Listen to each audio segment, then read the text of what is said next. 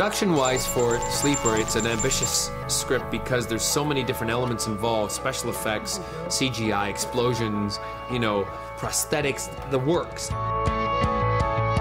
They are like films when they come to you because the scale of what you've got within the story is massive. I mean, it's a challenge when you get a script like episode 2's in to match it, because none of us wanted to pull back on it. It's a proper organised alien plan to take out the city and then the whole world, actually, which we haven't often done, actually, on that sort of scale. You never know what to expect every time you turn over one of the pages. I think we all realised quite how action-packed it was until we all just sat there and watched the whole thing on a big screen and thought, this is relentless. They just said to me, you know, whatever you want to do, however far you want to take it, go there. Torchwood is about kaboom.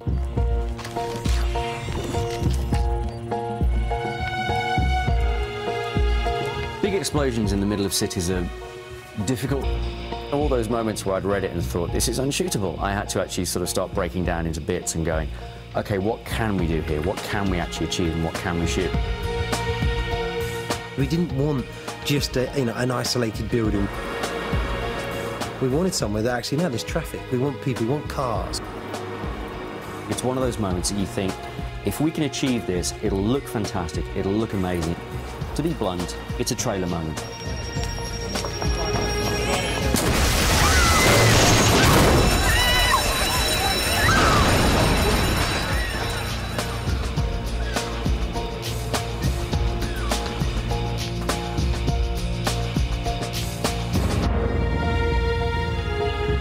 It's a huge logistical situation to try and get an explosion like that and to try and make it work. I mean, so much of it is in the planning that you have one take. If we got the take wrong, there's no way we could afford to go back and do it again. Yeah, it was a major event that we were doing. The effects boys, Danny and Paul, have been there for a long time, setting that up, doing a test, coming back to us. It's my second series, and this is, to date, probably the biggest thing that Torchwood have done. We've got a series of oil drums, and inside of those are going to have like mortar pots with a black powder pyrotechnic charge, and it's going to basically push out lots of debris. And we've got this kind of like scaffold rig to hold it all in place. A really action-packed episode, but yeah, this is going to look quite nice. So then when you get to then the, you know, right up to the 11th hour, and suddenly something like a major event like this occurs,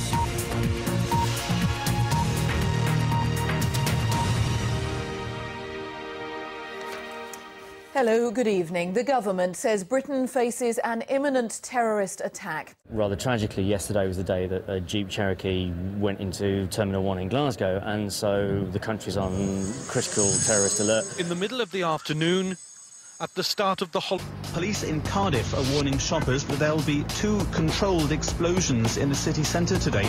I was actually in the car coming to work, and I had my favourite radio station on. And it's really bizarre, you know. I went to college in Cardiff. I live in Cardiff. I'm here, and it's on the radio that we're blowing part of it up. Well, it's a great job. So, yeah, we announced it to the press and to the radios, which kind of had an interesting effect, as in that we then had lots of spectators coming down for the day. I think there were about 100 or 150 people watching us, many of them when we needed to. They all moved when they were asked. They all watched quietly when we wanted them to. And there was a good 50 or 60 of us all there, intense period. We shut down Cardiff Central on a Sunday for far more hours than I think was agreed, due to the fact that it does take a long time to set these things up. No, none of those could stay, because we're seeing it reflected anyway in our shop. Yeah, you know, I'm just talking about back. Any effects crew have been here since Friday, rigging for a couple of the explosions and putting the car in place, ready just to go for this one explosion that we've got 4 cameras on and 1 chance to get right, so hopefully it won't go wrong, so fingers crossed.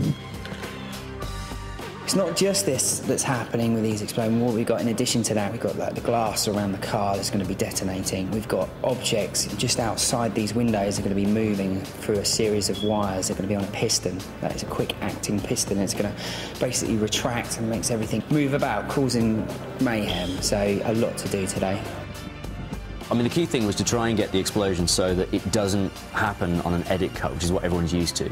I really wanted it, you know, first hand, so that there was a bit of a shock to the audience that no one expected it.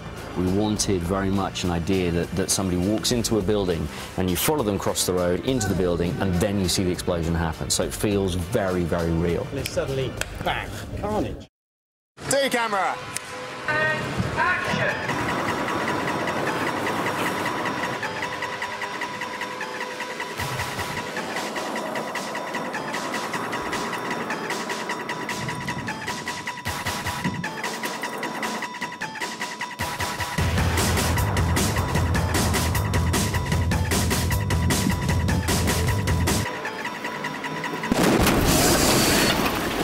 And everyone's kind of like was in the sound. I think the sound was quite loud anyway. So it did meant that they, you know, some of the support guys went a bit, you know, they really felt the explosion. I think there's a shot that we use afterwards of just this woman crossing the road. Horrific, as much so as the explosion itself. And also there was a lot of paper flying around. So it's just, you know, real chaos that's going on. I do tend to sort of like get in there. It's just something that naturally happens, is that you then imagine yourself in the dub with the music, with all these other extra sounds, and it's all of that, and then it's just going for these pure emotions that are just coming off in these visuals. So yeah, I was definitely shocked. I was shocked, as if I was just capturing TV footage from that, you know, that explosion. Well done. Well done. Yeah, they said that I messed up my walk. I had to redo the whole thing. I was like, what no? The day went without a hitch. It was absolutely fantastic. We got exactly what we wanted, and they all gave a huge round of applause once we finished. So the whole day went really brilliantly. So it was a little bit of a surprise to see the newspaper response. The Sun said "bang out of order" was their big quote, you know, with this great shot actually from a high angle, which we didn't go for. We went for the low angles, you know. And the police could have actually said, "Look, it's too close for what's happened. You know, we're going to have to pull this." And if you'd have pulled that, then you're talking about, as I say, it's like 8-9 weeks' work that's gone into the preparation of that. So, fortunately, we pushed on, and the eventual outcome of what we got was, I think, tremendous. Well done, everyone. Brilliant. These men attacked you and your husband. Now, if you fought back, people will understand. It was self-defense. When you put a character like Beth into Torchwood, again, it's playing to one of our strengths, which is Gwen. Because the whole point in the drama is to be the beating heart of Torchwood, the human response to the most extraordinary situation. So big. This is crazy. Yep. Suddenly feel very, very small. You have to identify so much with that character to be able to go on her journey, because her journey is what drives that episode. And the natural character in the Torchwood team who would understand that situation is Gwen.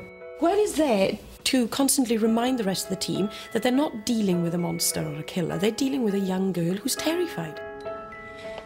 Do you feel human? Yes. Yes. Well, then you are. And the relationship she then builds up with Gwen is, by the time you've got to the end, I think is really heartfelt. 1166, take 3. Do you have someone at home? A fiancé. Have you ever hurt him? More than once. Gwen and Beth have quite an instant rapport. I don't want to die. It's one of those things, Gwen. I think Gwen starts to actually really like Beth and vice versa. And because of that, I think because Gwen sees the human side of Beth, Gwen sees a normal girl, just could be just like herself. I think she wants to save her and she wants to help her as much as possible. Let's get on and do this. Who knows what we'll be able to do in a month, a year. Thanks for being so good to me. It's a beautiful relationship, and it's a very unusual relationship, because you're dealing with something extraordinary in an ordinary world, if that makes any sense. All right, I need your arm tucked in more. There, and go. As soon as she's faced with the news that she's...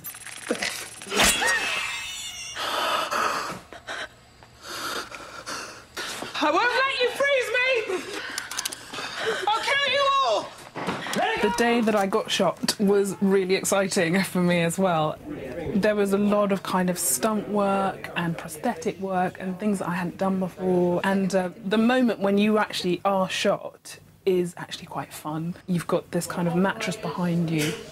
You've got what's called squibs, I think, which are planted on your chest underneath your clothes.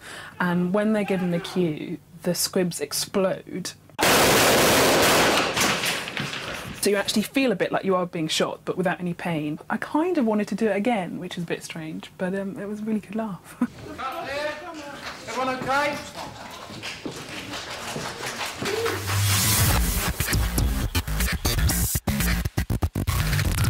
Or switch to Radio 5 Live for sport and an Olympic special building up to Beijing.